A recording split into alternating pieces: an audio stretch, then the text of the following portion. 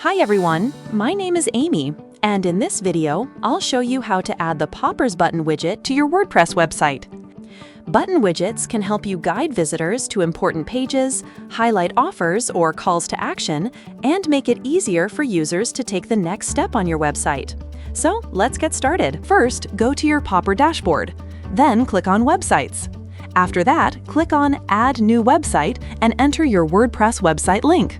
Once you've added the link, click on Add Website.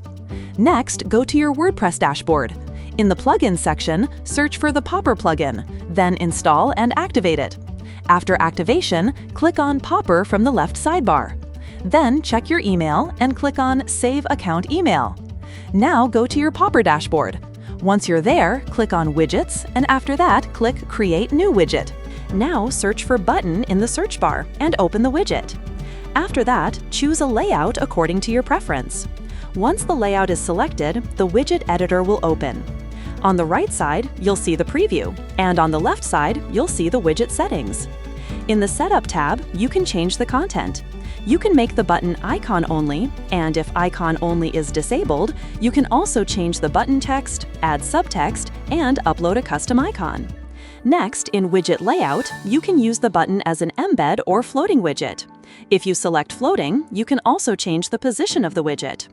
In Trigger and Action, you can add a destination link and choose to open it in a new tab. In the Advanced Layout section, you can add text above and below the button and customize that text as needed.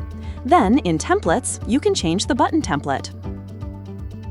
In the Appearance tab, you can choose from different design styles, and if you want to customize styles and colors manually, you can do that from this panel. You can also add and customize animations. In Typography and Size, you can adjust the font size, style, vertical padding, and horizontal padding. Once you're happy with the customization, click Publish Widget. After publishing, copy the installation code and go to your WordPress site editor. Now add a custom HTML block, paste the code inside it, and save your changes. Once your website is live, refresh the page, and your widget will appear successfully. That's it for this video. I'll see you in the next one.